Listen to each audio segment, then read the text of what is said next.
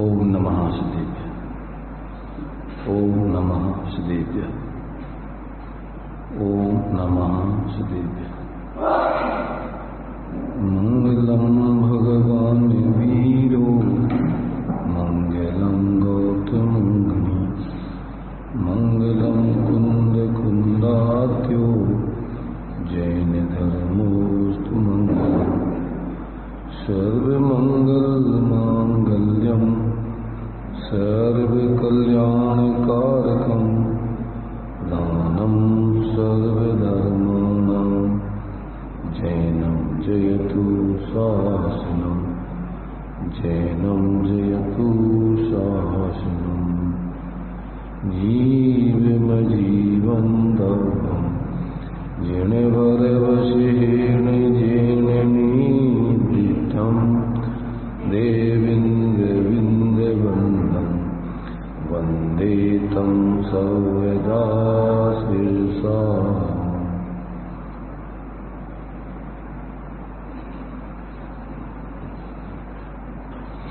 यह 30 गाथा अपनी चल रही है। इसमें संवर के कारणों को यहाँ पर विशेष रूप से बताया जा रहा है। व्रत, समिति, वृत्ति, धर्म, अनुप्रेक्षा, परिचय, चारित्र। तो अभी अपनी अनुप्रेक्षाओं की चर्चा चल रही है। तो 12 अनुप्रेक्षाओं के अंतर्गत अभी अपना संवर अनुप्रेक्षा तक की चर्चा हो गई थी। अब आगे निर्जरा अनुप्रेक्षा का स्वरूप बताया जाता है।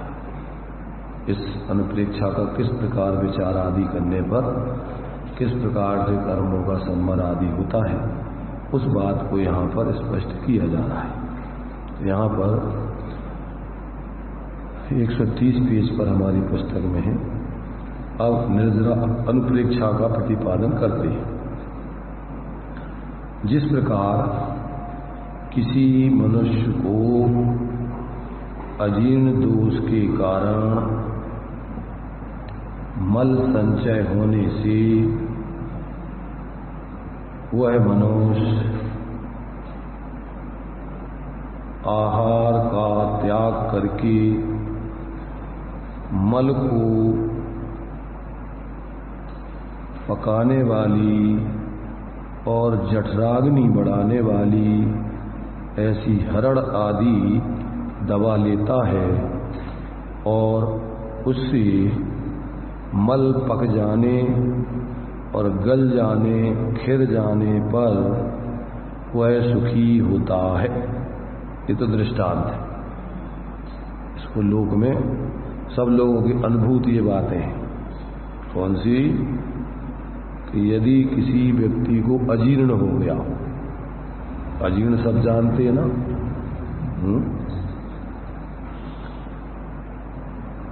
अजीर्ण, अजीर्ण किसे कहते हैं? माने भोजन करने पर वो पच नहीं रहा है, अंदर पेट में जमा हो गया है, तो उससे व्यक्ति बीमार होता है। ज्यादातर सारी बीमारी पेट के कारण से होती है। तो उसके लिए नीतिकार बोलते हैं अनभ्यासे विषम विद्या अजीर्णम भोजनम विषम। जो भोजन पचता नहीं है, पकता नहीं है, वो क्या होता है? अजीर्ण हो जाता है और वो विष के समान है, जहर बन जाता है। अजीर्णम भोजनम विषम। और उधर दिया अनभ्यासी विषम विद्या। यदि अभ्यास ना किया जाए तो विद्या विस्मृत हो जाती है। और इधर यदि भोजन पचे ना तो वो अजीर्ण विष बन जाता है। अजीर्णम भोजनम विषम। वहाँ विषम माने विस्मृत और यहाँ विषम माने विष, जहर बन जाता है। ऐसा जो है ये बात यहाँ पर आचार्य कह रहे हैं कि जिस प्रकार किसी मनुष्य को अजीर्ण दोष के कारण मल संचय होने से मल पचता नहीं है तो वो पकता नहीं है, पकता नहीं है तो वो उस पेट में से निकलता नहीं है, पच करके रस बन करके खून आदि बन करके फिर वो अनावश्यक चीज निकल जाती है। अब जो अजीर्ण पचता नहीं तो वो पेट में ही जमा बना रहता है और फिर वो जहर बन जाता है, वो अनेक प्रकार की बीमारियां पैदा करता है। वो अजीर्ण अनभ्यासी विषम, वो विस्मृत हो जाने वाली, अब वो अजीर्ण हो जाता, वो अहंकार हो जाना, विद्या को पचाना नहीं, जीवन में प्रयोग नहीं करना, वो विद्या वो भी जहर बन जाती, वो भी तुम्हारे लिए अकल्याण का कारण बन जाती। वही भोजन जैसे तुम्हें अमृत का जीवन देने वाला है, और अगर पचता है, वो पचता नहीं है तो वो जहर बन जाता है।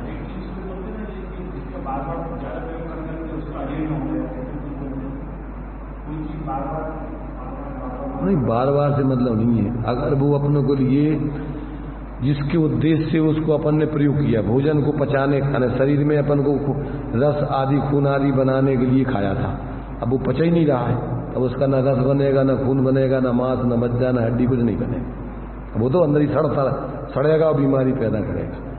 ऐसे ही अपन को जो ज्ञान, शास्त्र ज्ञान समझ करके और जीवन में स्वपर भेद विज्ञान करके और स्वरूप की आराधना करके और उससे कर्मों की विकारी परिणाम आदि का अभाव करते हुए, कर्मों की संवर्णना करते हुए आत्मा को शुद्ध करना था, अब उसको धारणा ज्ञान में रख करके उसका दंभ करके और जीव और कसाय पैदा करता है, वो भी जहर है, अजीर्ण हो गया। अजीर्ण माने ज्ञान विद्या को तुमने जो समझ पचाया नहीं, जीवन में प्रयोग नहीं किया और उसका अहंकार करने लग गए, वो भी तुम्हारे लिए जहर है, वो तुम्हारे लिए अकल्याण का वही ज्ञान मद, वो तुम्हारे लिए दुख का कारण हो जाएगा। इसलिए कि यहाँ पर कहते हैं कि जिस प्रकार किसी मनुष्य को अजीर्ण दोष के कारण मल संचय होने से वह मनुष्य आहार का त्याग, अब क्या करे, जब पच नहीं रहा तो भोजन नहीं करे पहले तो वह आहार का त्याग करके और क्या करता है, मल को पकाने वाली और जठराग्नि को बढ़ाने वाली जब अपनी मंदाग्नि हो जाती है तो वो भोजन पचता नहीं है, पकता नहीं है, पकता नहीं है तो पचता नहीं है, और पचता नहीं है तो उसका अपन को जो लाभ मिलने चाहिए, रस खून मांस मज्जा आदि बनना, वो बनता नहीं है। तो उसको जठराग्नि को बढ़ाने वाली और मल को पकाने वाली ऐसी हरण आदि दवा लेता है। कौन सी दवा? हरण आदि की दवा है, उससे मल को विरेचन करता है और पका देती है।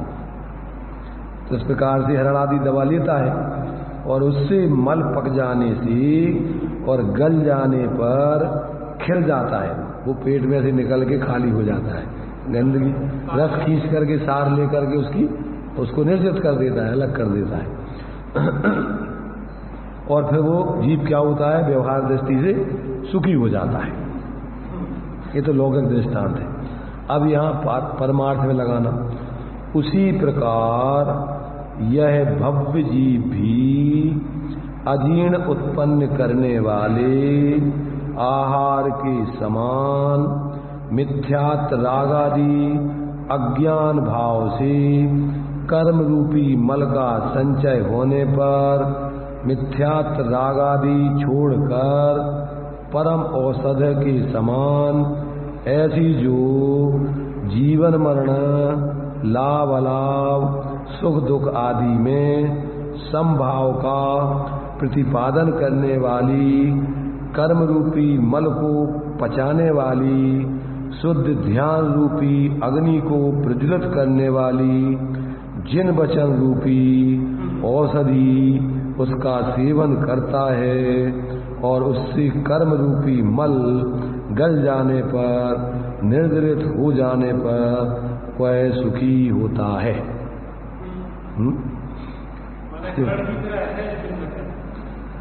अपन बोलते हैं क्या, आत्मभ्रांति सम रोग नहीं सदगुरु वैद्य सुजान, जिन गुरु आज्ञा संपथ्य नहीं औषध विचार ध्यान। औषधि क्या है?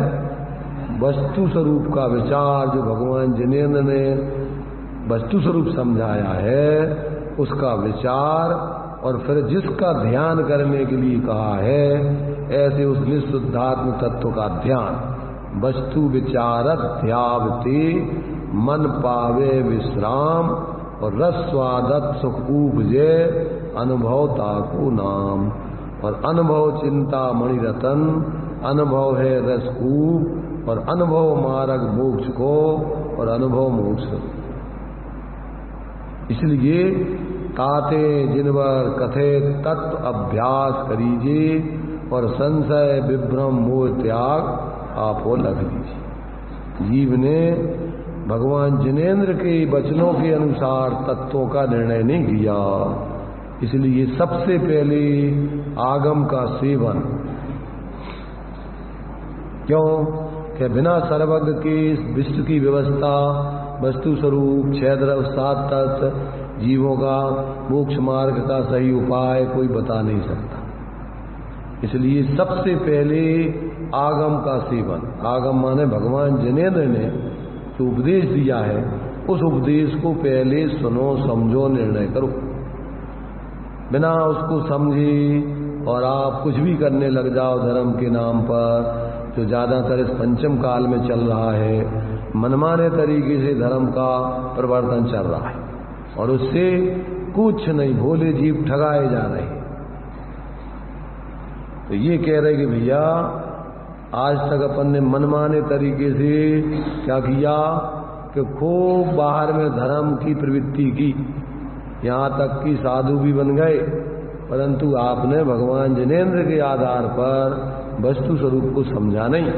इसलिए अब कहते हैं ताते जिनवर कथित तत्व अभ्यास करीजिए, और फिर संशय विभ्रम मोह त्याग आपो लग लीजिए। अपना जैसा मूल स्वरूप है उसको आप देखो, अनुभव करो, वहीं से आपका धर्म का मार्ग, शांति का मार्ग चालू हो। तो ये जो है जिनेंद्र भगवान के वचनों को भव रोग की औषधि बतलाया है।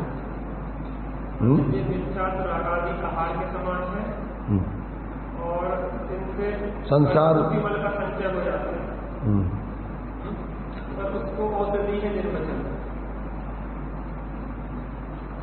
आश्रव और बंध मिथ्यात अवरति प्रमाद कथा योग बंध हितवा।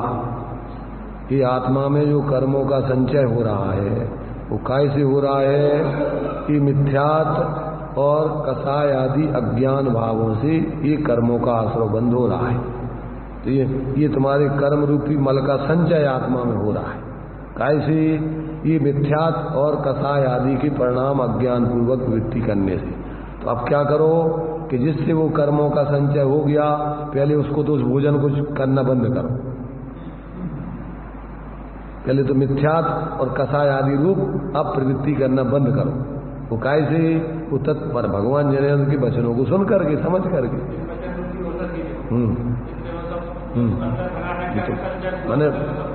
माने उसको ले नया तो अपन मिथ्यात और माने कसाय आदि के परिणाम नए तो पैदा नहीं करो, और जो पहले इकट्ठे कर्म माने अज्ञान दशा में तुमने जो कर्म संचय किया है, अब उसको जित वचन के माध्यम से ध्यान रूपी, इधर ना औषधि विचार ध्यान, ऐसा इस प्रकार विचार करके स्वरूप का ध्यान लगा के उसको जो मल इकट्ठा हो गया उसकी निर्जरा करो, संचय रूप मल का निर्जरा करो, अभाव करो।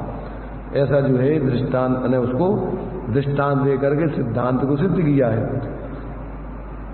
तो उसी प्रकार वह भव्य जीव, पहले तो जीव भव्य जीव हो, अभव्य जीव ये नहीं काम नहीं कर सकते।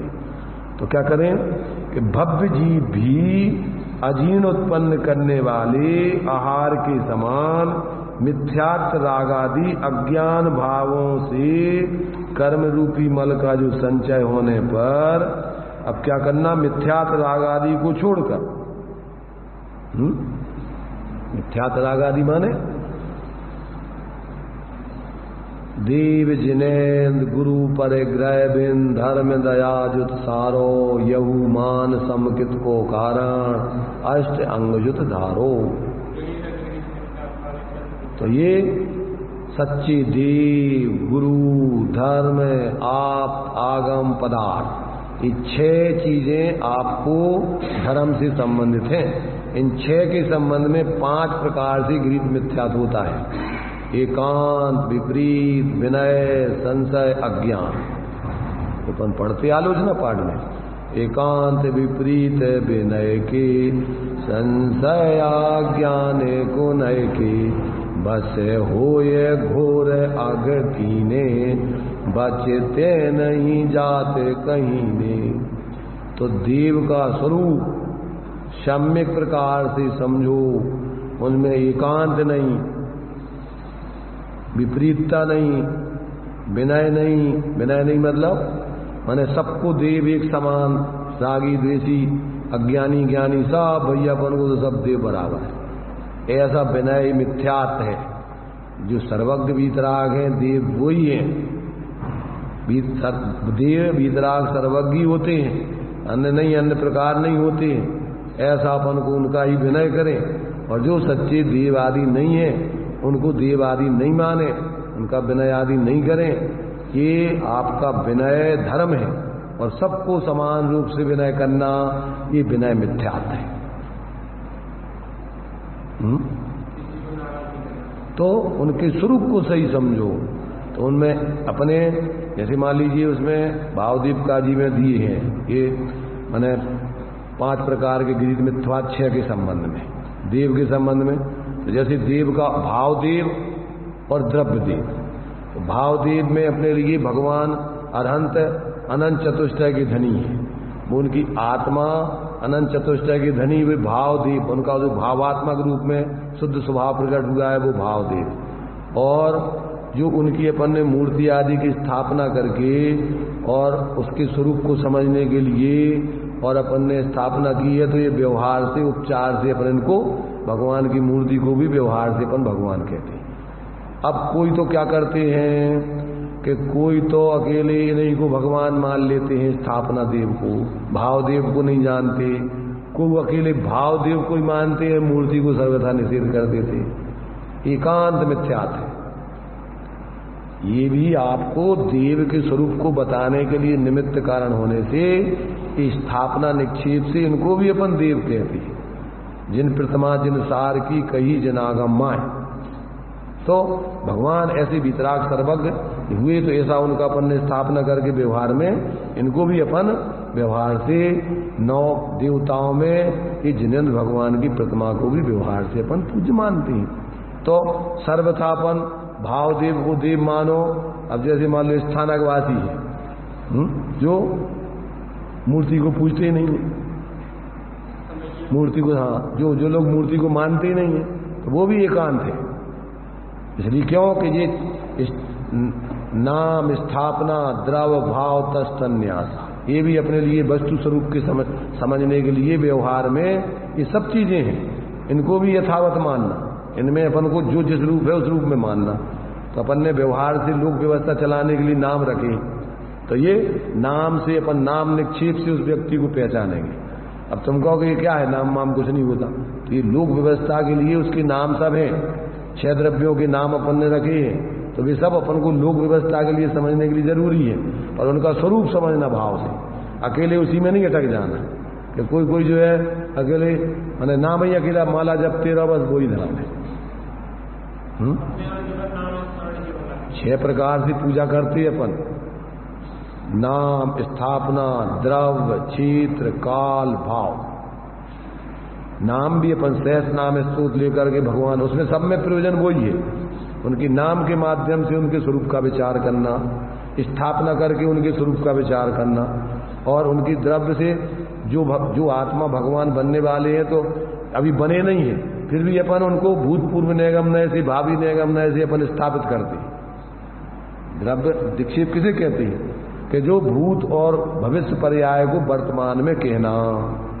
जैसे अभी भगवान बने नहीं है, फिर भी अपन कहते हैं भगवान का जन्म हो गया। ये कौन से नए से है? ये द्रव्य निक्षेप से भावी निगम नए से उनको अपन भगवान कहते हैं, पर उसको उसी समय नहीं मान लेना भगवान। वो ये आत्मा आगे भविष्य में भगवान बनेगी, उस अपेक्षा से भावी निगम नए से अपन वही द्रव्य है, वही आत्मा है जो अभी जो है अभी ग्रस्त दशा में है। यही क्रम से अपनी गृह दशा का त्याग करके और अंदर में अपनी स्वरूप आराधना करके अनंत चतुष्टय को धारण करके अनंत शुद्ध दशा पाएगी। तो अपन उसी आत्मा को अभी पूर्व से उसको भगवान कहना चालू किया। तो ये द्रव्य निक्षेप है। और भाव निक्षेप से तो अनंत भगवान जो समूषण में अनंत चतुष्टय के धनी है वो ही भगवान वास्तव में अभी भगवान पने को प्राप्त हैं।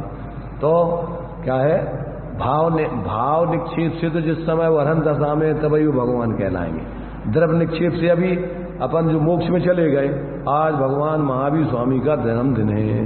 ये क्या है, उस काल के माध्यम से इस काल में पहले 2500 वर्ष पहले भगवान महावीर स्वामी का इस तिथि में जन्म हुआ था। तो उसकी आज स्थापना करके और अपन उनको वर्तमान जैसा ऐसे ही अपन भक्ति भाव से कर रहे हैं। तो ये व्यवहार से ये सब चीजें हैं। पर जब अपन परमार्थ से देखो तो उसका मूल स्वरूप तो आज तो वो सिद्ध है सब 24 तीर्थंकर। आज जो अपन 24 तीर्थंकरों की पूजा कर रहे तो वो तीर्थंकर के रूप में थोड़ी, और अपन गर्भ जन्म तप केवल ज्ञान पंच कल्याण मना रहे, वे तो कल्याण करके चले गए मोक्ष में, तो सिद्ध हैं। अब तो उनका कोई कल्याण होता नहीं। तो ये कौन से नए से, द्रव्य निगम नए से, भूतपूर्व निगम नए से अपन उनको पूर्व की माने जो हो चुके आज जो वर्तमान में सिद्ध दशा में है उनको भूतपूर्व निगम नए से वर्तमान में जैसे पहले हुए थे वैसा ही मनाना। तो ये व्यवहार है, इसमें सब समझना। अब उस प्रक्रिया को नहीं समझे तो सब क्या है मूर्ताओं के अंदर कोई अकेला वो साक्षात बिल्कुल नहीं, कुछ ऐसे भगवान ही वो ही मानते, भगवान का मूल स्वरूप भाव से समझते ही नहीं। तो ये सब फिर एकांत में चले जाते। इसलिए विवक्षा समझना नयों की कि भैया ये कथन कहा जा रहा है तो कौन से नय का है। अपन को अभी इसी में 5 प्रकार से शास्त्रों का अर्थ करने चाहिए। कौन से, शब्दार्थ, नयार्थ, मतार्थ, आगमार्थ और भावार्थ। तो उस शब्द का अर्थ क्या है, फिर ये कौन से नय का कथन है। आत्मा संसारी है, दुखी है, तो ये पर्यार्थिक नय का कथन है। और आत्मा भगवान स्वरूप है, बंध से रहित है, निर्बंध है, ये निश्चय द्रव्यार्थिक नय का कथन है। अबद्ध है, अस्पृष्ट है, अनन्य है, अविशेष है, असंयुक्त है। तो ये सब ये विवक्षाएं हैं। अब ये विवक्षाएं अपन नए नहीं लगाओ तो वो सब ये झगड़े के कारण क्या है। अपन को नयों का सही ज्ञान, जिनवाणी में स्यादवाद है। स्यादवाद माने किसी अपेक्षा से कथन किया जाता है। स्याद माने किसी अपेक्षा से, बाद माने कथन। उस विवक्षा से समझो तो कहाँ झगड़ा है। आज जितने भी झगड़े हैं ये काय के हैं, बस धर्म के, वस्तु स्वरूप के अज्ञान के, कसायों के, अविवेक के।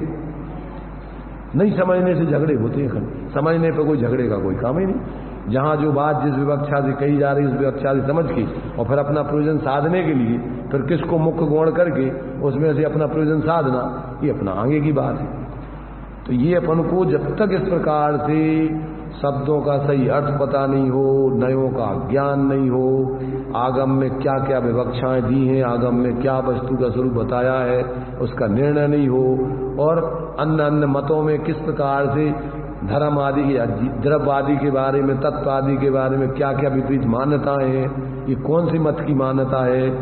आत्मा सर्वथा शुद्ध है, उसमें अशुद्धता होती नहीं है, ये सांख्यमतियों का मत है। तो जो सांख्यमती जैनाभासी आचार्यों ने उनको नहीं समझाया है। जो सांख्यमती शास्त्रों को पढ़ के विवक्षा नहीं समझ के एकांत से जो ऐसी मानने लग गए, वे सांख्यमती जैनाभासी है। वे बौद्धमती जो अकेली पर्याय को ही मानते हैं और द्रव्य स्वभाव को नहीं मानते हैं, वो बौद्धमती जैनाभासी है।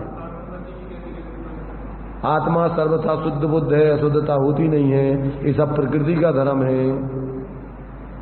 आत्मा की अशुद्धता होती नहीं है, तो उनको वो पर्याय मानते नहीं है, वो अकेले द्रव्य स्वभाव को ही मानते हैं। प्रकृति ये सब अशुद्धता आदि ये सब तुम्हारे लिए माया है, भ्रम है, दिखता है नहीं। जैसे मृग मरीचिका में अपने लिए जल दिखता है परंतु है नहीं वो जल, ऐसे ही आत्मा अशुद्ध है नहीं, आत्मा तो पूर्ण शुद्धि है। माया माया माने झूठा, माया आत्मा की नहीं है, माया अलग है, प्रकृति की है, वो प्रकृति का धर्म है, पुरुष शुद्धि ही है। तो इस प्रकार से जो सर्व था आत्मा में तो परस्पर अनंत विरुद्ध धर्म है। आत्मा नित्य है, अनित्य है, एक है, अनेक है, भेद है, अभेद है, शुद्ध है, अशुद्ध है। अब ये नहीं समझेंगे तो झगड़े क्या है। अब मुख्यता गौणतापन को करके प्रयोजन साधन न लगे, पहले तो वस्तु स्वरूप समझो कि पहले तो वस्तु स्वरूप है कैसा। अब आत्मा यदि शुद्ध अशुद्ध नहीं है तो उपदेश काय के लिए साधना, काय को दीक्षा, कैसी दीक्षा, धर्म है सब। और अगर सर्वथा ही अपन अशुद्ध ही मान लो तो किसके अवलंबन से अब पर्याय में शुद्धता प्रकट करोगे। अशुद्ध ही हो, अशुद्ध के लिए अब पर्याय में ही अपन ने फिर तो बाज यही सब विकल्प करते रहो। 28 मूलों का धारण कर लो और 28 मूल बाहर में सब निर्वृत्ति कर लो और रात दिन अपने बस अब ये करना, अब ये करना, अब ये करना, पर अंदर में करना ही करना, ये तो बाहर से थोड़ी शुद्धि होना है। जब तुम अपने एकत्र भक्त स्वरूप का अवलंबन करके निर्विकल्प दशा धारण करोगे तो पर्याय में अशुद्धता का नाश होगा। अब उसका लक्ष्य ही नहीं है उस शुद्ध को अंदर में कि आत्मा तो अशुद्ध ही है सब, वो आत्मा का एक रूप जो स्वभाव है, द्रव्य स्वभाव, उसकी तरफ लक्ष्य ही नहीं है। तो पर्याय में शुद्धता किसके बल पे? विकल्पों के दल पे, दम पे, बाहर के त्याग अकेले के दम पे शुद्धता हो जाएगी क्या? जीव ने अनंत बार कर ली ऐसी। इसलिए जब तक उसको सारे पक्षों का विवेक नहीं होता और फिर अपने लिए आत्मकल्याण करने के लिए किसे मुख्य करना, किसे गौण करना, दृष्टांत दिया अपन को दही में से घी निकालना है, तो कैसे निकलेगा? मथानी से मथा जाता है उसको, तो कैसे मथा जाता है? एक को डोरी को खींचो, फिर दूसरी ढीले करो, फिर दूसरी को खींचो, और कब तक खींचते रहो, मचते रहो कि जब तक उसमें से मक्खन नहीं बन जाए। ऐसे ही अपन को मुख्य गौण करके वस्तु स्वरूप समझ के और अपन को पर्याय की, भेद की, संयोगों के पक्ष को गौण करके, निश्चय के पक्ष को मुख्य करके, अपने उपयोग को स्वरूप में एकाग्र करके जब तक पूर्ण वीतराग दशा प्रकट नहीं हो जाए तब तक आप विवेक रख करके बाहर में प्रवृत्ति करो तो सावधानी रखो। जब यहां से अपन को जब स्वरूप में एकाग्र होना है, ध्यान लगाना है, तो इन सब विकल्पों को छोड़ के एकाग्र होकर के ध्यान में अपने स्वरूप की आराधना करो। तो अब प्रयोजन तो अपन को साधने के लिए कला है कि जब बाहर में प्रवृत्ति करो तो समिति का ध्यान रखो, और जब अंदर में प्रवृत्ति करो तो सब प्रवृत्ति से छोड़ के निर्वृत्ति स्वरूप में करो। स्वरूप प्रवृत्ति को रूप गुप्ति का अवलंबन लो। माँ चिट्ठ है, माँ जम पे, आप कुछ न सोचो, न बोलो, न क्रिया करो, अंदर में एकत्र वक्त आत्मा का ध्यान करो। तब कला तो वो है। अब वो कला नहीं है, या तो बाहर में लगे रहो, बाहर के कार्यों में, और या फिर अकेले अपने को सर्वदा शुद्ध बुद्ध मान के कोई जीवन में प्रैक्टिकल ही नहीं करो। न बाहर से निर्वृत्ति करो, न पापों से विरक्त हो, न सब सहयोग है तो सब अपने से भिन्न है, और अपने 24 घंटे संकल्प विकल्प उसी में लगाए रहो। रात दिन परिग्रह में, खाने में, पीने में, इनमें उनमें, रात दिन उसी में लगे रहो।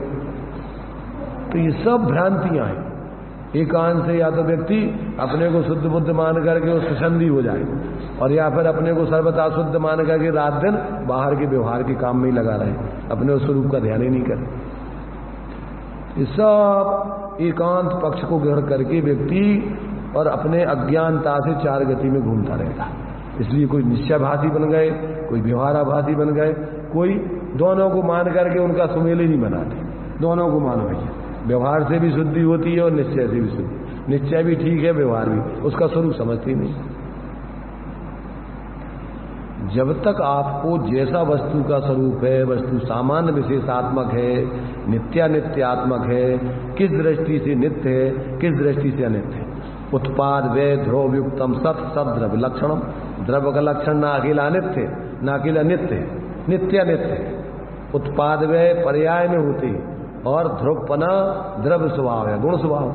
गुण एक रूप रहते, ज्ञान ज्ञान ज्ञान ज्ञान, और उसकी अवस्था में मति ज्ञान, श्रुतक ज्ञान, अवधि ज्ञान, मनप्रय ज्ञान, केवल ज्ञान, अथवा मिथ्या ज्ञान, सम्यक ज्ञान। तो अब ये सब ज्ञान की पर्याय में परिणमन होते हैं। जब अपन अपने उस ज्ञान स्वरूप आत्मा को नहीं जान के पर में अपनापन करते हैं, अपना जानते मानते, वो अज्ञान है। अज्ञान कैसे कहते हैं? जो अपनी आत्मा पर से भिन्न है उसको इस शरीर आदि रूप जानना मानना, ये अज्ञान है। तो ज्ञान में ऐसा निर्णय करके और फिर अपना उस ज्ञान स्वरूप आत्मा को, ये अपना स्वरूप जानना मानना अनुभवना, ये सम्यक ज्ञान है। सम्यक ज्ञान की परिभाषा क्या है? पर द्रव्यंते भिन्न आप में रुचि सम्यक भला, और आप रूप को जान पनो सु सम्यक ज्ञान कला। आत्मा पर से भिन्न है, अपने चतुष्टय से अभिन्न है, तो ऐसा अपने को अपने रूप जानना, अपने से पर को भिन्न जानना, ये सम्यक ज्ञान है। सम्यक ज्ञान की परिभाषा 6 डाल में क्या दें? स्वपर अर्थ बहु धर्म जुत जो प्रगटावन भान। जैसा स्वपर का स्वरूप है अनेक धर्म सहित, उसको वैसा जानना, उसका नाम सम्यक ज्ञान है। और कुछ का कुछ जानना कोई अज्ञान है, मिथ्या ज्ञान है। कुछ का कुछ मानना कोई मिथ्या श्रद्धान है। और फिर यथवा प्रवृत्ति करते रहना इन मिथ्या दर्शन मिथ्या ज्ञान के साथ, इन जुत विषयन में जो प्रवृत्त ताको जानो मिथ्या चरित्र। मिथ्या दर्शन मिथ्या ज्ञान से जो कुछ प्रवृत्ति है वो सब मिथ्याचारित है। चाहे तुम घर छोड़ दो और चाहे घर में रहो, परंतु अगर तुम्हारे लिए तत्वों का सही निर्णय नहीं है, क्योंकि तत्वार श्रद्धानम सम्यक दर्शनम, 7 तत्वों में स्वापर ही उपादेय के रूप में इन 7 का निर्णय नहीं किया और फिर स्वा को स्वा नहीं जाना माना, अनुभव किया, पर को पर नहीं जाना, उससे विरक्त नहीं रहे, तो इन 7 तत्वों की अकेली जानकारी नहीं है उस तत्वार सिद्धांत। जैसा है उसको वैसा जान, स्वा को स्व जानना, पर को पर जानना, और स्वा को स्व जानकर उसका अवलंबन करना, पर को पर जानकर उसमें राग द्वेष मोह नहीं करना।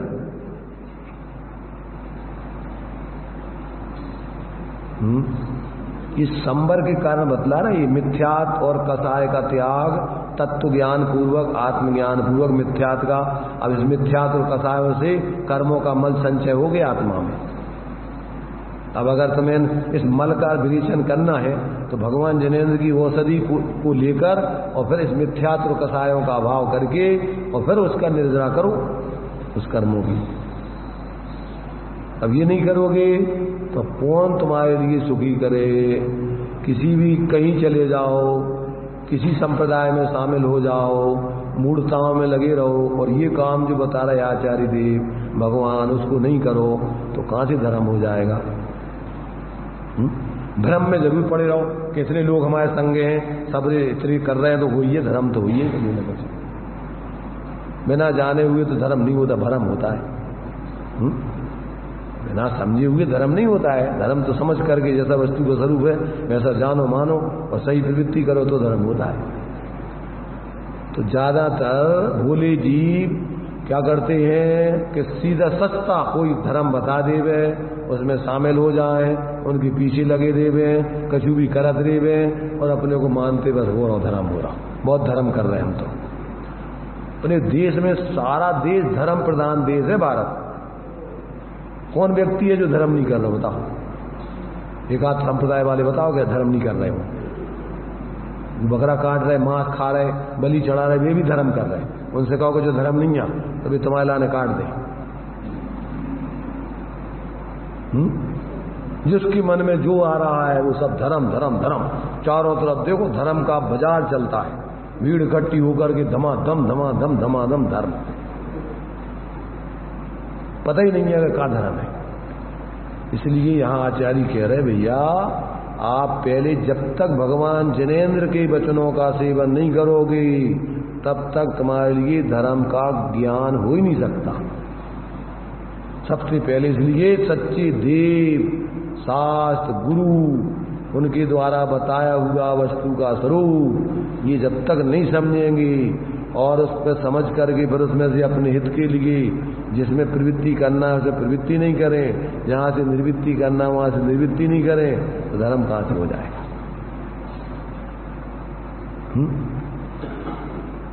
डरने का काम नहीं है। जो व्यक्ति सीख लेता है मौत के कुएं में भी नहीं डरता वो साइकिल चलाने से। डरने से कोई नहीं, ऐसा नहीं है तुम बच जाओगे। तुम सोचो भैया ऐसा नहीं हो जाए, तो ऐसे डरते रहने से काम नहीं चलेगा।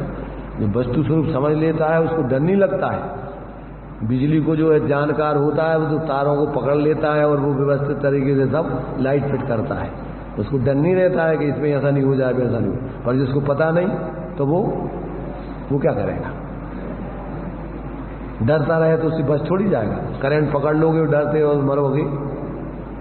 ऐसे ही अपन बिना धर्म को समझे भयभीत बने रहे अपन और तत्व को समझे नहीं। जीवन में जिससे धर्म होता है ऐसे वस्तु स्वरूप को समझकर वेद विज्ञान करके स्वरूप की आराधना करे नहीं तो अब भयभीत होने से तो काम चलेगा नहीं। आंखें बंद कर लेने से तो काम चलेगा नहीं।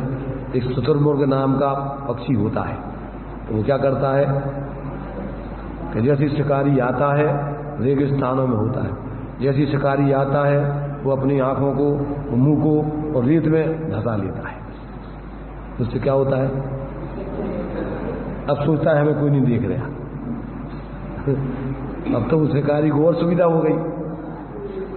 अब तो उसके लिए पकड़ने के लिए दौड़ना भी नहीं, सीधे सीधे आकर के मान नहीं है। ऐसे ही अपन जो है अज्ञानता में कहीं भी आंखें बंद करके और मान ले कि हम तो भैया ठीक है धर्म हो रहा हूं, अपन को ज्यादा नहीं सोचना, ऐसा काम नहीं चलेगा। यहां तो आपको एक एक बात का पूरा स्पष्ट निर्णय करना होगा। वास्तव में ये 7 तत्वों में जीव का स्वरूप यही है, ऐसा ही है, अन्य नहीं है, अन्य प्रकार नहीं। अजीब का स्वरूप ऐसा ही है, ये अजीब इतने प्रकार के ही है और अन्य नहीं है। जो भगवान जनन ने 6 द्रव्यों का स्वरूप बताया है उनमें से 5 द्रव्य अजीब है। एक पुद्गल है, एक धर्म है, अधर्म है, आकाश है, काल है। पुद्गलों की संख्या अनंत अनंत है और वो कैसे हैं? अणुस्कंदाश्च है। वो अणु और स्कंद के रूप में होते हैं। अणु शुद्ध परमाणु द्रव्य है और स्कंद अनेक पुद्गल परमाणुओं के पिंड हैं। अब उसकी अनेक वर्गणाएं होती हैं। भाषा वर्गणा, आहार वर्गणा, मनोवर्गणा है, ये सब 22 प्रकार की वर्गणा है।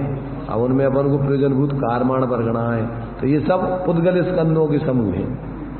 इनमें से किस किस से क्या क्या काम होता है? 8 कर्म रूप परिणत कारमाण वर्गणाएं होती हैं। 3 शरीरों के रूप में आहार वर्गणाएं होती हैं। भाषा के रूप में भाषा वर्गणा ही परिणत होती है। मन के रूप में मनोवर्गणा ही परिणत होती है। तो ये सब तेजस के रूप, तेजस शरीर के रूप तेजस वर्गणा ही परिणत होती है। तो इनका सबका काम भी पुद्गल, सामान्य से सब पुद्गल हैं, परंतु उनका सबका काम अपनी अपनी पर्यायगत योग्यता से होता है।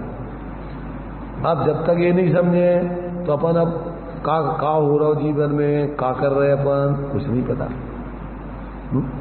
इसलिए भाई इसको अपन को गहराई से अपने जीवन में जो शास्त्रों में अपन को आचार्यों ने उपदेश दिया है उसका सही स्वरूप समझे।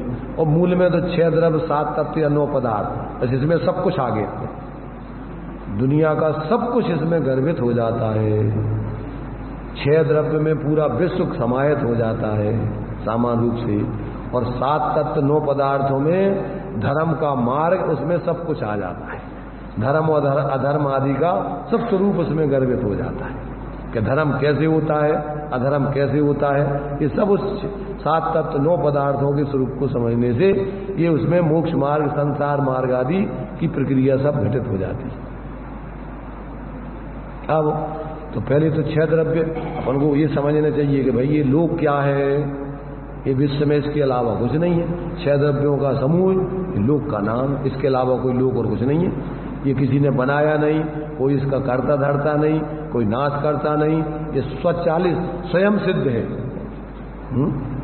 न करे न धरे को, सड़ द्रव्य मई न हरे को, सो लोक माई बिन समता, दुख सहे जीव नित भ्रमता। तो ये अपन को पहले तो ये सामान्य रूप से अपन को मोटा मोटा जो अपन को अपने आत्म कल्याण के लिए सबसे मूल सिद्धांत है, ये 6 द्रव्य 7 तत्वों का स्वरूप समझ के उसमें से फिर स्व पर ही उपादेय का निर्णय करके स्व के अवलंबन से परावलंबन छोड़ के संबंध रूप प्रवृत्ति करके मोक्ष की सिद्धि करना। सीधा सीधा सरल काम है, ज्यादा कठिन नहीं है। बिना पढ़े लिखे जानवर भी समझ के कर सकते हैं और बड़े बड़े पंडित 11 अंगनों पूर्व के धारी भी नहीं समझ के और चतुर्गति के पात्र बने रहते। सूक्ष्म ज्ञान ज्यादा होने पर धारणा में दंभ करके वे संसार के पात्र बने रहते हैं। और थोड़ा ज्ञान होने पर उसका सदुपयोग करके सही बात प्रयोजनभूत समझ के अपना कल्याण कर जाते। तो इसमें क्षयुक्षम ज्ञान ज्यादा है कि कम है उसका महत्व नहीं है, पर आपका सदुपयोग करने की कला आती है उसकी के नहीं, उस ज्ञान में आप सही बात समझ रहे कि नहीं, ये महत्वपूर्ण है।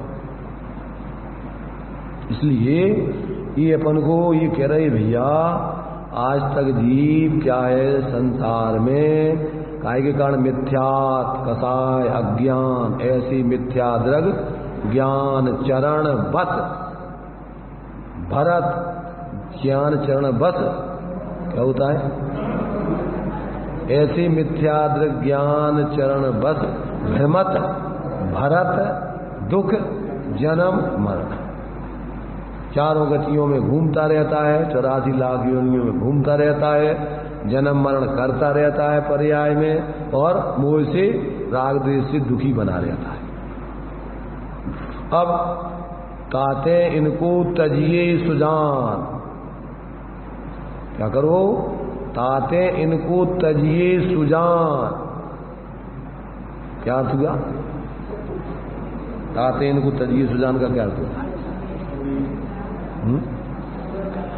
इसलिए इनको तजो हे बुद्धिमान, हे समझदार जीवो।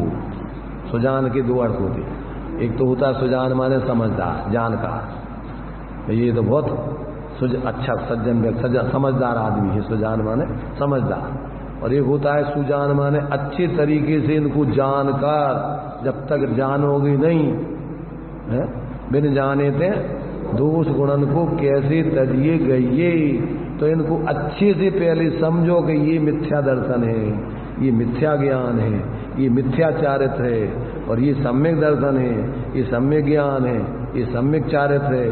तो इसको छोड़ने के लिए जानो और इसको ग्रहण करने के लिए जानो। खुद ही इन रूप प्रवृत्ति कर रहा है, कोई दूसरा नहीं करवा रहा है, ध्यान रखना। खुद ही अपने अज्ञान से ये ऐसी विपरीत प्रवृत्ति कर रहा है। तो देह जीव को एक गिने तो कौन गिनवा रहा है इसको कि देह जीव को एक मानो? तो खुद ही अपनी मूर्खता से खुद ही कल्पना कर रहा है। अब नहीं करे अगर समझ ले कि नहीं भैया ये शरीर अलग है, अपन रात दिन देख रहे हैं कि रोजीना जीव यहाँ से इस शरीर में से कोई ऐसी चीज है कि निकल जाती है, और ये मुर्दा ना फिर चलता है, ना फिरता है, ना बोलता है, ना खाता है, ना पीता है, ना सुख दुख का अनुभव होता है। तो इसमें कोई चीज है ऐसी जो जानने वाली है, वो तत्व वो जीव है, ये शरीर जीव नहीं है। इस शरीर को तो यहीं मिट्टी में मिला देते हैं या जला देते हैं, सब यहीं धूल मिट्टी बन जाती है। ये अपन को ऐसा निर्णय करके इस शरीर आदि से अपन को ऐसा एकत्व करने की बुद्धिपूर्वक छोड़ना चाहिए। ये पहले जान करके जानोगे तो अपन, जब ये शरीर अपन नहीं है, अब इसमें मोह नहीं करना। फिर जब अपन नहीं है, ये तो संयोग यहीं का मिला है, यहीं छूटने वाला है, अपने से अलग है, अजीब है। ये बातें मन को समझ में नहीं आती। अपन को ये बता रहा है संवर्तत्व करना है, तो जैसे तुम्हारे लिए क्या है अजीर्ण हो गया हो, तो अजीर्ण कैसे हो गया? ये तो शरीर का अजीर्ण अलग है और आत्मा का अजीर्ण अलग है। तो यहाँ आत्मा के अजीर्ण के लिए क्या दिया कि मिथ्यात रागादि अज्ञान भाव से कर्म रूपी मल का संचय होने पर अब मिथ्यात रागादि छोड़कर परम औषधि के समान ऐसी जो जीवन मरण लाभ अलाभ सुख दुख आदि में समभाव का प्रतिपादन करने वाली, क्या करना? इन सब परिस्थितियों में साम्य भाव रखना। क्या? क्योंकि ये जीवन मरण ये तुम्हारा नहीं है, ये लाभ अलाभ तुम्हारा नहीं है, ये सब बाहर के कर्म संयोग का है। शरीर के संयोग को जीवन कहते हैं, संयोग के छूटने को मरण कहते हैं, और आत्मा इन दोनों में झोंकते हुए रहता है। चाहे शरीर रहे और चाहे छूटे, आत्मा तो इससे भिन्न रहता है। यहाँ भी जीव वही का वही रहता है, जब जन्म नहीं हुआ था तब भी जीव वही का वही था, और जब इस शरीर से छोड़ देगा तो भी जीव वही का वही रहेगा। तो ये जो इस शरीर के साथ रह रहा है, शरीर के पहले भी जो था और शरीर के बाद भी जो रहेगा, वो मैं तो वो हूँ, मैं ये शरीर नहीं हूँ।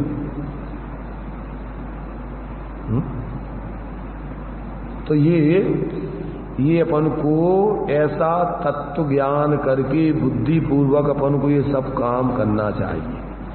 ज्ञान में ऐसा निर्णय करके अपन को क्या करना चाहिए, अपनी बुद्धि पूर्वक जो मूढ़ताएं हैं, इस शरीर को अपन अपना स्वरूप मानते हैं, शरीर की उत्पत्ति से अपनी उत्पत्ति, वृद्धि से वृद्धि, दुबलेपन से दुबला, बीमारी से बीमारी, तो ये सब मिथ्यात्व के भाव हैं।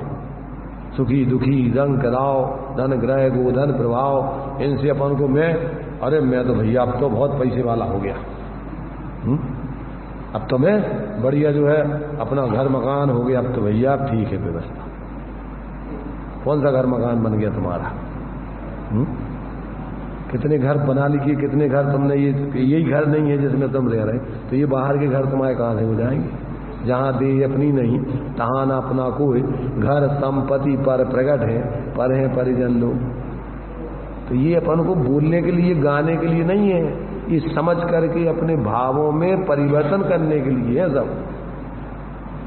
निरंतर अपन को जब भी अपन दर्पण के सामने खड़े होते हैं तो ये दिख रहा है ये मैं नहीं हूं, जो अंदर देख रहा है वो मैं हूं। दर्पण में देख देख करके अपन बहुत प्रसन्न होते हैं या दुखी होते हैं, अरे हम तो बहुत दुबले हो गए। कौन दुबला हो गया? अरे अब तो हम बहुत काले पड़ गए। अरे हम तो बढ़िया अब अच्छे सुंदर हो गए। और सुंदर नहीं दिखे तो नकली लिपापोती करके बढ़िया सुंदर दिखना चाहते। कौन हो तुम? ये दिख रहा है ये हो कि जो दिख रहा है अंदर अमूर्तिक तत्व वो हो तुम।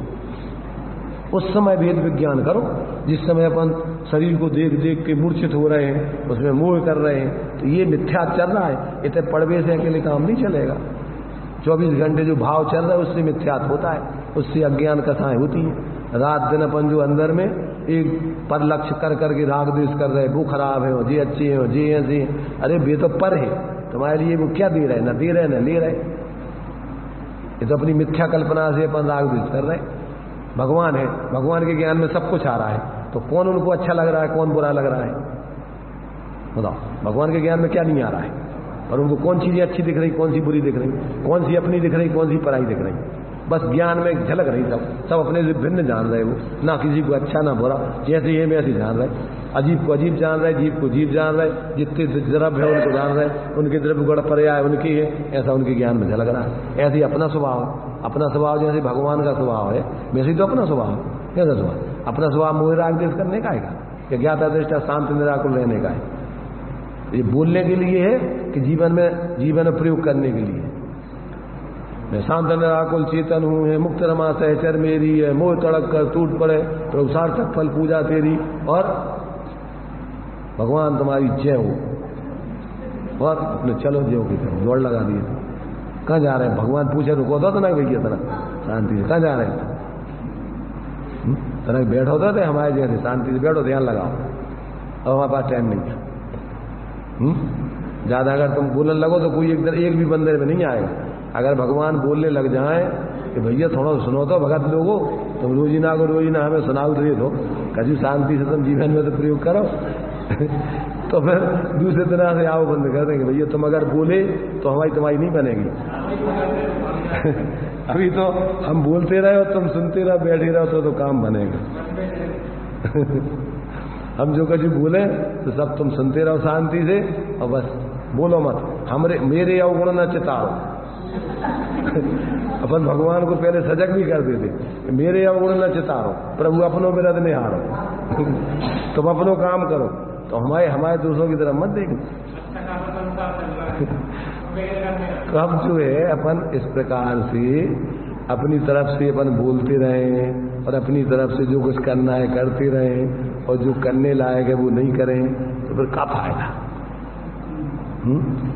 भगवान के पास तो अपन इसलिए आते हैं कि भगवान जैसा तुम्हारा स्वभाव है वैसे ही हमारा स्वभाव है, ये समझने के लिए। और अब पहले आप भी तो हमारे जैसे थे, और आपने सब अपने तत्व ज्ञान करके स्वरूप आराधना से राग द्वेष मोह छोड़ के आप ऐसी दशा को पाए हो, तो हम भी अब ऐसे ही बने, तब तो अपन उनके दर्शन करना सार्थक है। तो थोड़े शांति से बैठें, विचार करो, अपना उपयोग बाहर, अब कितना भटकता है, बैठे हो यहाँ, अब भैया देखो कुछ तो है नहीं, यहाँ आए थे अपना एक परमाणु मात्र था नहीं, और जाओगे तो कुछ लेके जाओगे नहीं, यहीं की चीजें हैं, यहाँ तो अपनी है, बनना नहीं है ये, अब तुम अकेली कल्पनाएं करते रहो, हमारा मकान होगा, दुकान होगी, रुपया हो गया, पैसा हो गया, करत रहो, कछु तो होने नहीं है तुम्हारा, भाव भी नहीं है आज तक, एक परमाणु भी तुम्हारा हो नहीं सकता है। अपन पढ़ रहे जहां दे अपनी नहीं बनना, एक क्षेत्र अवगाई, तो ये कहां से तुम्हारे बन जाएंगे। अब ये सोचो थोड़ा, अपन सोचते नहीं है, अकेले बस धारा प्रवाह है, जो कुछ भी मोह में आता है जल्दी से बोल जाते हैं और चले गए।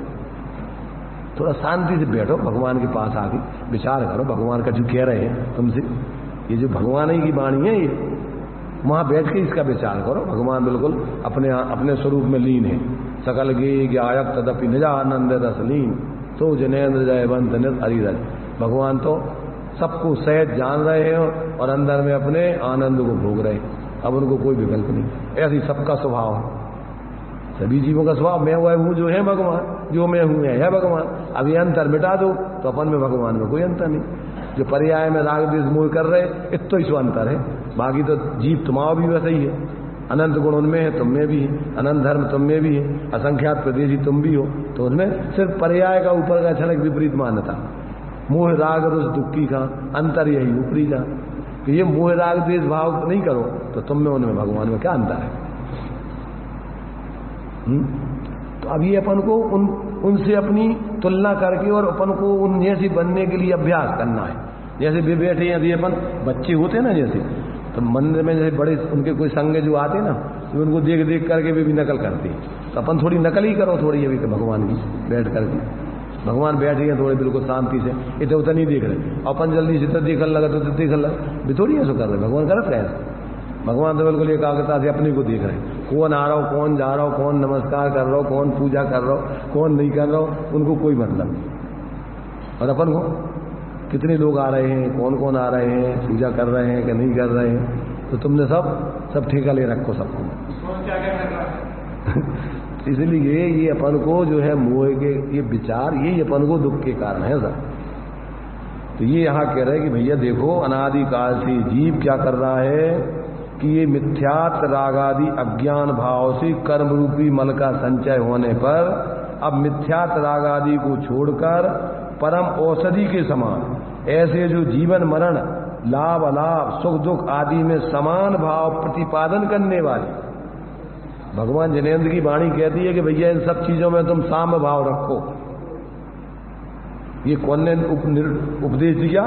समभाव का प्रतिपादन करने वाली, कर्म रूपी मल को पचाने वाली, शुद्ध ध्यान रूपी अग्नि को प्रज्वलित करने वाली, और जिन वचन रूपी औषधि, ये जिनेन्द्र भगवान की एक वचन है उनके, भैया हर परिस्थिति में आप जीवन मरण में भी समता भाव रखो। जब तक जीवन है उसमें भी समता से जियो, और अगर आयु पूरी हो जाए तो उसमें भी समता से जाओ, घबराओ मत।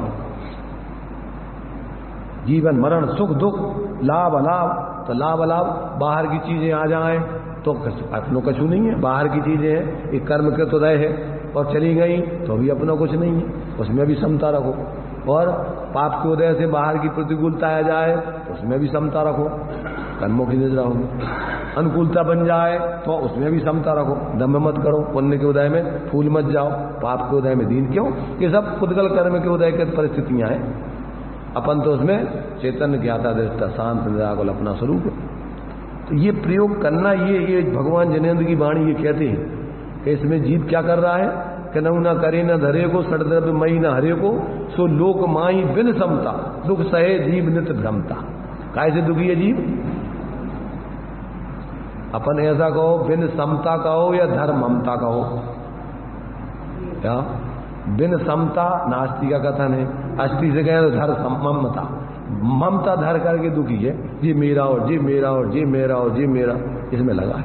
समता नहीं है भैया, अपना तो अंदर में जो कुछ है वो है अपना, बाहर में अपना कुछ नहीं है, जो कुछ बाहर है सब पर है, कर्माधीन विनाशी है, और मैं तो चेतन स्वरूप अविनाशी हूं। ऐसा जब तक ये तत्व का अभ्यास करके हर परिस्थिति में साम्य भावपूर्वक नहीं रहता है, जल्दी से विचलित होता है, थोड़ी सी कल्पना कर रखी है जो अनुकूल, अरे जी ऐसा हो गया, ऐसा हो गया, ये सब मोह की कल्पना है।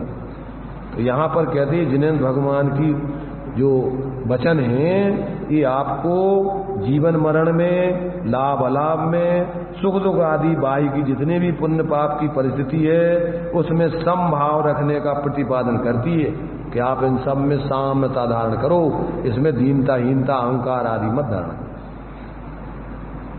ये संवर का कारण है, ये कर्मों की निर्जरा का कारण है। निर्जरा ये अपन को निर्जरा अनुप्रेक्षा है, इससे बंधे हुए कर्म निर्जित होंगे और नए कर्म बनेंगे नहीं। ये दृष्टांत दिया कि अब भोजन करो नहीं, और जो भोजन अंदर में अभी माने अजीर्ण हो गया, माने पका नहीं है, पचा नहीं है, निर्जित नहीं हुआ, निकला नहीं है, तो उसको औषधि से ये निकालो। औषधि कौन सी है? ध्यान। औषधि विचार ध्यान। आत्म भ्रांति सम रोग नहीं, सदगुरु वैद्य सुजान, और गुरु आज्ञा सम पथ नहीं। ये भगवान जिनेंद्र की वाणी गुरु आज्ञा यही। और औषधि विचार ध्यान, वस्तु स्वरूप का विचार और अपने स्वरूप का ध्यान, ये आपके लिए औषधि है। इससे आपकी कर्मों की निर्जरा होगी। ध्यान में क्या है? तपसा निर्जरा। तो तप के 12 भेद हैं। सबसे उत्कृष्ट तप है ध्यान। अंतर्मुहूर्त के लिए अगर ध्यान लग जाए तो सब घातीय कर्म नाश करके अनंतता प्राप्त हो जाए। हो जाएगी कि नहीं हो जाएगी? अब ये अपन को विचार करना, इसमें अपने को निरंतर जागृत रखना और अपने अनादिकालीन मोह की बातों को गौण करना, उन पर लक्ष्य नहीं देना, उनसे अपने ज्ञान से निर्वृत्ति करना, ज्ञान अभ्यास करके अपन को मोह की बातों में ज्यादा पक्ष नहीं लेना। उसका जो भी फालतू की बात है, राग द्वेष पैदा करने वाली, राग द्वेष करतार कथा कबहू न सुनी। जिसमें राग द्वेष पैदा होता हो, यदि कोई चर्चा चल रही हो, नहीं सुनना पड़ेगा। अनर्थ दंड व्यर्थ का, और उसमें अपन को ज्यादा रस आता है। और भैया और बताओ, और का भाव, और का भाव। अच्छी बात है, धर्म की बात है, अपन नहीं पूछेंगे खोज कि भैया आज काय की चर्चा चली। और कोनो कजू ऐसी राग द्वेष की चर्चा कोनो कजू हो जाए, मारा पिट्टी हो जाए, कोनो कजू हो जाए, गड़बड़ घटाला, तो उनकी बड़े एक दूसरे से बड़े खोज के पूछेंगे। और भैया और का करो, और उन्हें कैसे मारो, और का भाव, और कैसे हो गया सब कर लो उन्हें। तुम्हें बड़ा मजा आओ राग द्वेष की बात हो। और फिर राग द्वेष करते हैं। अरे वो तो बहुत बेकार आदमी, और वो बहुत भाई ऐसा आदमी, और 24 घंटे बस वही मजा आता रहता। अनर्थ दंड है ये सब। जिसमें राग द्वेष पैदा होता हो ऐसी चर्चा सुननी नहीं।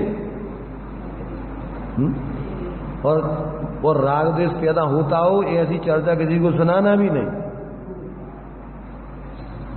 कोई जो है बहू किसी की सास की बुराई कर रही हो, तो पहले तो सुनना ही नहीं, और सुन लो तो दूसरे को, सास को सुनाना नहीं कि तुम्हारी बहू ऐसी कह रही थी। अगर वो पूछे भी कि हमारी बहू क्या कह रही थी, अरे नहीं तुम्हारी बहू कह रही थी बहुत बढ़िया, हमारी सासू जी बहुत बढ़िया। ये झूठ नहीं है। जिससे राग द्वेष पैदा हो ऐसी चर्चा करना वो सत्य भी झूठ है। दूसरे स्वपर का हेतु ऐसी बातें करना ये झूठ है। और जिसमें स्वपर का हेतु वो झूठ भी सत्य है। इसलिए अगर ऐसी परिस्थिति आवे तो अपन सामने वाले से कि भैया इसकी कसाई बढ़ेगी कि नहीं ऐसा हमसे कुछ नहीं कहा। उसने तो हमसे क्या ऐसा बोला कि नहीं, वो हमारी अम्मा जी जो है बहुत अच्छी हैं, और वो तो कभी कभी परिस्थिति बसात इस प्रकार से स्थिति बनती है, फिर भी वो हमारे प्रति कभी दुर्भाव नहीं करती। तो उससे नहीं करती हैं, उससे तुम व्यर्थ में आर्द्र और ध्यान चालू हो जाएंगे, उसके प्रति दुर्भाव पैदा हो जाएगा, धारणा मिथ्या बना लेगा, फिर द्वेष बुद्धि से देखेगा, आपस में लड़ेंगे झगड़ेंगे, उससे क्या मिलेगा तुम्हें? अरे भाई उनको ऐसा उपदेश दो, समझाओ कि भैया क्या रखा है। ये तो दूसरे व्यक्ति तुम्हारे प्रति अगर गलत व्यवहार कर रहे हैं तो अपना ही उदय है, उनमें तो उनका क्या कर दूर से, ये तो नो कर्म है। अपन ने पूर्व में जो कर्म खोटे किए, अपन ने जो है बीज उदय में आ रहा है ना, ये कर्म पूरब किए खोटे सहो क्यों नहीं जीरा, अति क्रोध अग्नि बुझाए प्राणी साम्य जल ले सीरा। अब उसमें समता रखो कि भैया अपनी गलती है, इसमें कोई दूसरे की नहीं। अपन तन ऐसी बातों को इतना तूल दे करके और उसको इतना लंबा देते हैं कि तिल का ताड़ बना देते हो, आसमान उठा देते। ये तुम्हारे महाभारत कैसे हुआ था? इतनी सी बात कह दी और लाखों आदमी मारेगा। इसलिए भाई अपन को इन सब बातों को, जीवन छोटा थोड़ा सा है और अपने लिए काम अनादि काल के अपन भटक रहे हैं। ऐसे ऐसे कर्म अनादि काल से जीव बांधता है। एक एक समय के कर्म बंधे हुए 70 कोड़ा कोड़ी सागर तक के बंद करते हैं। और वे सब क्रम क्रम से फिर उदय में आना चालू होते हैं। एक समय में तो बांध लिए, अब रो फिर भाव भाव तक। इसलिए इसको अपन को बहुत जागृत हो गए कि इस समय का अपने परिणामों में किसी प्रकार की विकृति ना हो, दूसरों को भी कसाय का कारण ना बने, ऐसा कोई भी सोच विचार बोलना आदि अपन को करना ही नहीं चाहिए। अपन को ऐसे निमित्त भी नहीं बने और अपन जीवन में भी इस प्रकार की विकृति नहीं करें। ऐसी चर्चा होती हो तो अपन को सुनना ही नहीं, दूर रहो उससे। 5 प्रकार के अनर्थदंड हैं, तो इस प्रकार की न चर्चा सुनो न सुनाओ कोई को। दे न सो उपदेश हो या बनच किसी से, दूसरों के लिए ऐसा उपदेश नहीं दो जिससे पाप हो गए।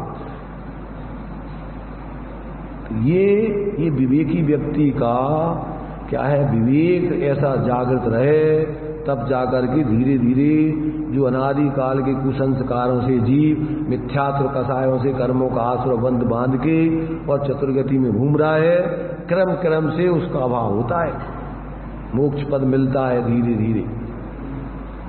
बहुत अभ्यास करना पड़ता है, भाव लग जाते हैं। कोई उग्र पुरुषार्थी हो तो तत्काल एक भाव में बहुत जल्दी भी काम कर लेता है, परंतु जो मंद पुरुषार्थी हैं उनको अपने सही रास्ता बराबर अपने परिणामों की शुद्धि का ध्यान रख के कोई भी ऐसा सोच ऐसी प्रवृत्ति नहीं करे कि आगे के लिए अपन को विकल्पों का कारण बने और दूसरों को विकल्पों का कारण बने। ऐसा कोई भी अपना सोच और प्रवृत्ति नहीं होने चाहिए,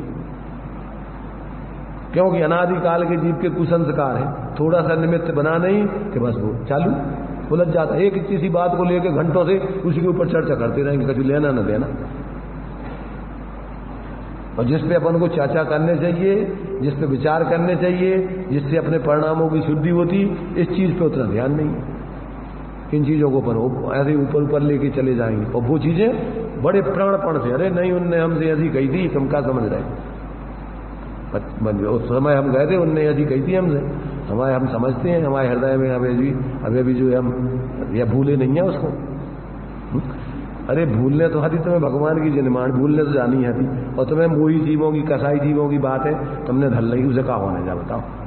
भी दुखी है उसे तो, और तुमने ऊपर गांठ मान ली तो उसे तो तुम भी दुखी होगे, उसे क्या होने दो। अरे भाई जिससे तुम्हारा हित हो ऐसी बातें अपने हृदय में धारण करो, जिन वचनों को धरो उनको जियो तो लाभ है। और मोही अज्ञानी जीवों की बातें गांठ बांध लो तो उससे क्या होना है।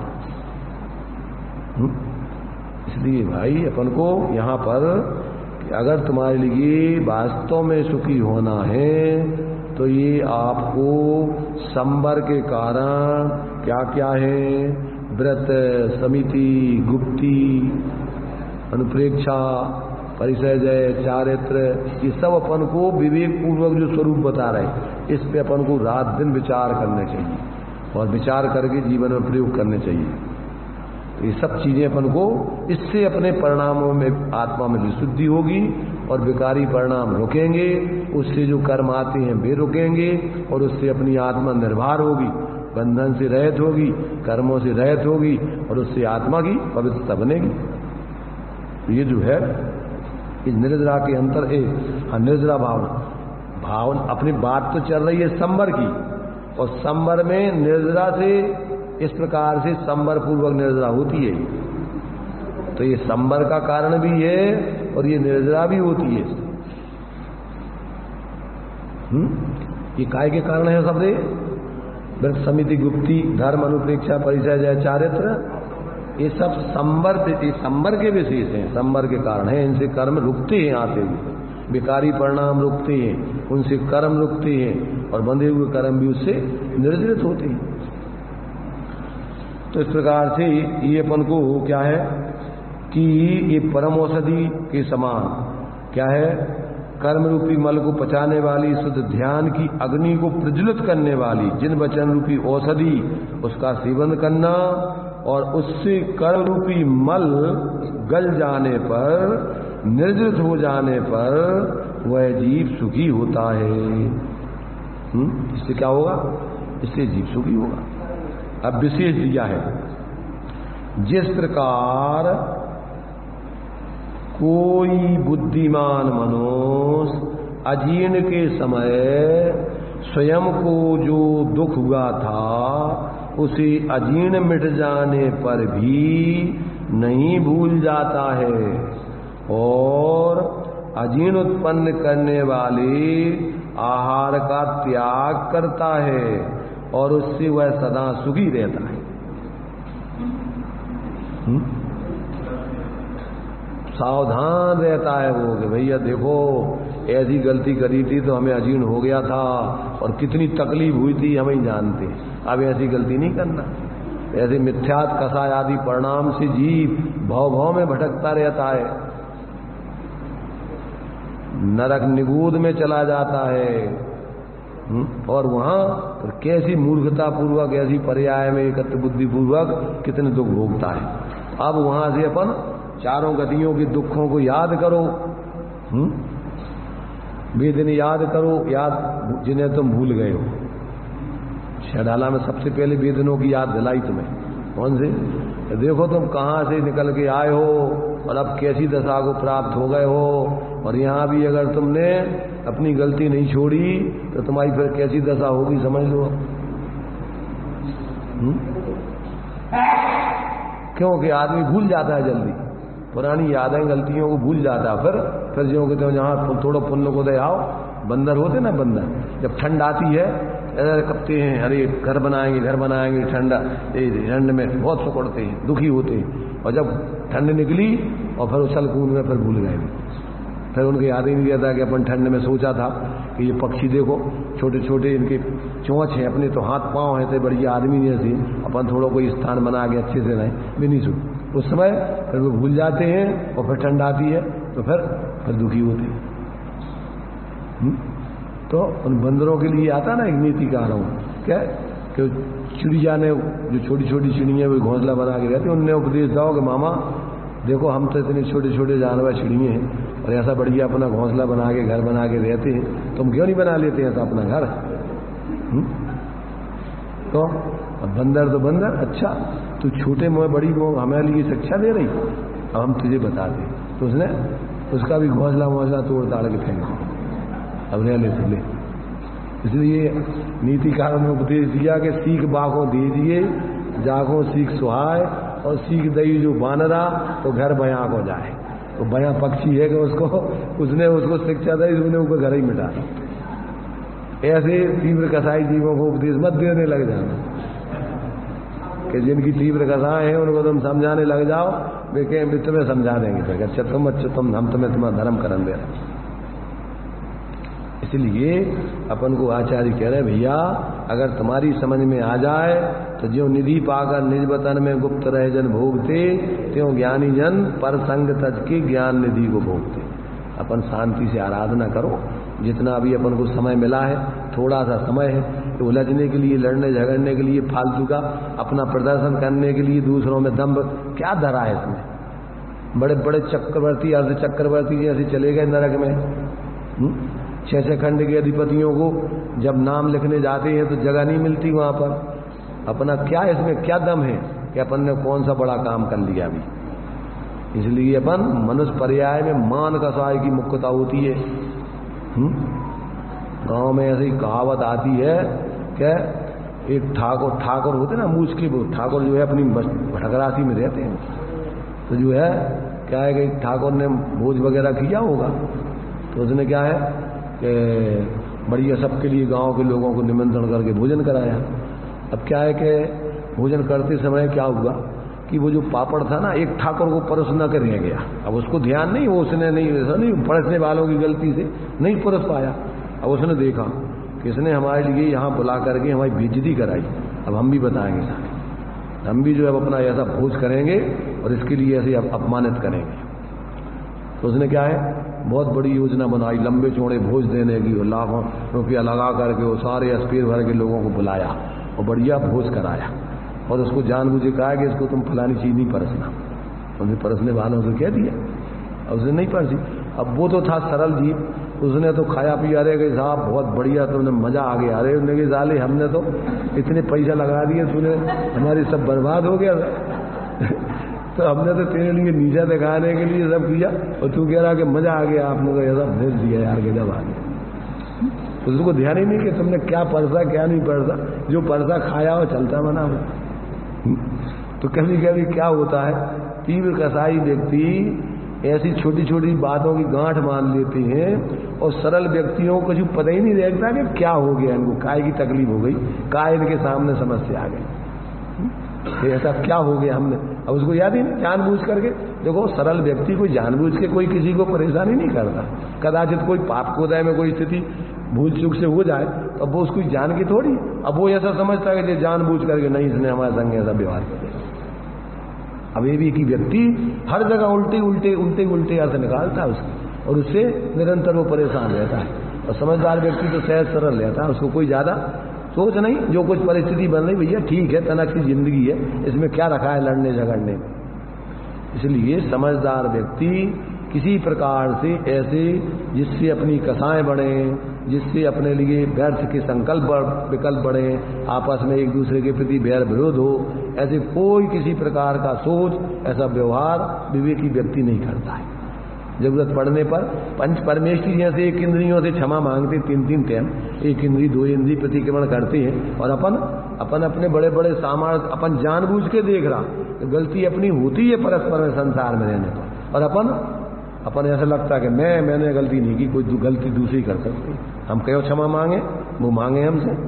और ऐसे बड़े बड़े पंच परमेष्ठी आचार्य उपाध्याय साधु जैसे वो 1 इंद्री 2 इंद्री आदि से 3-3 टाइम, वैसे तो प्रति समय वो जान सावधानी रखते हैं, फिर भी भैया गलती तो होती है, क्योंकि अभी हम प्रवृत्ति कर रहे, इतने सूक्ष्म जीव हैं तो उनकी तकलीफ तो होती होगी हमारी। इसलिए उनसे परोक्ष रूप में भैया जाने अनजाने में हमसे मन से वचन से काय से कोई भी तुम्हारे प्रति कोई किसी प्रकार से हमारा अपराध हुआ हो तो हम क्षमा चाहेंगे। ऐसे विनम्र होते ज्ञानी विवेकी तो।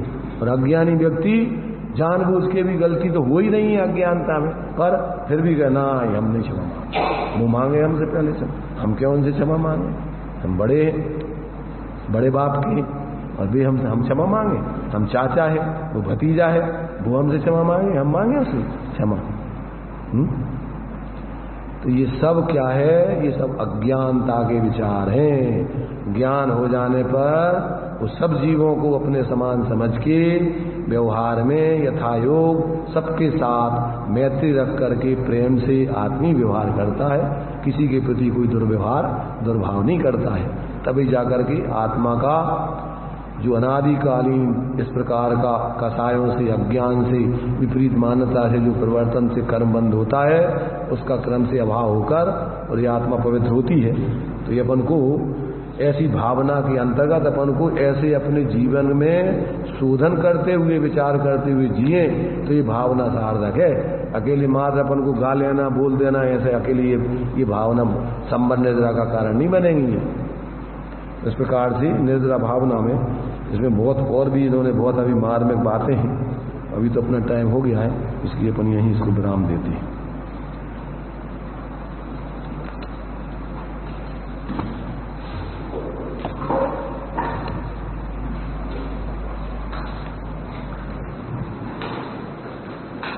संसार लगने लगा असा, निज गायक की सुधि आई।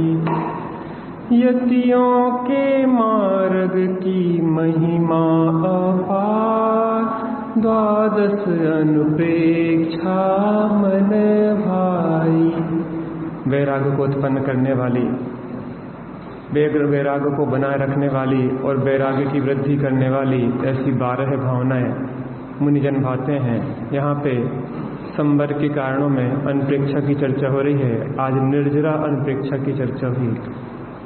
यहाँ एक दृष्टांत दिया, जैसे कोई रोगी कुपथ किया उसने, उससे अजीर्ण हुआ, उसको उस अजीर्ण के कारण वह बीमार हो गया, मल संचय हो गया। तो उसने सर्वप्रथम क्या किया कि उसने उस भोजन को जिससे अजीर्ण होता था उसका त्याग किया। उसके बाद मल को पकाने वाली और मल को निर्जरित करने वाली ऐसी हरण आदि औषधि का सेवन किया, जिससे उसका मल पका और जो अजीर्ण था वह पक गया और वह निर्जलित हो गया, अर्थात खिर गया। उससे वह निरोगी हुआ और भविष्य में ऐसी चीज़ों के सेवन का त्याग कर दिया। ऐसे ही हमने मिथ्यात्व और कसायों के सेवन से जो हमें संसार का अजीर्ण उत्पन्न हुआ है, तो उसके लिए हमने जिन वचन रूपी औषधि का सेवन किया, उससे हमारे अंदर संभाव उत्पन्न हुआ। ध्यान रूपी जैसे जठराग्नि उसकी प्रज्वलित हुई थी, वैसे ध्यान रूपी अग्नि प्रज्वलित हुई। उससे क्या हुआ, मिथ्यात्व और कसायों का मल पका और वह गल के खिर गया, जिससे हमें निरोगता हुई। और भविष्य में उसने संकल्प लिया कि अब मिथ्यात्व और कसायों का सेवन नहीं करेंगे, जिससे संसार रूपी रोग उत्पन्न हो। ऐसी संवर और निर्जरा हमारे जीवन में प्रकट हो, क्रमशः हम मोक्ष को पाएं, ऐसी मंगल भावना से।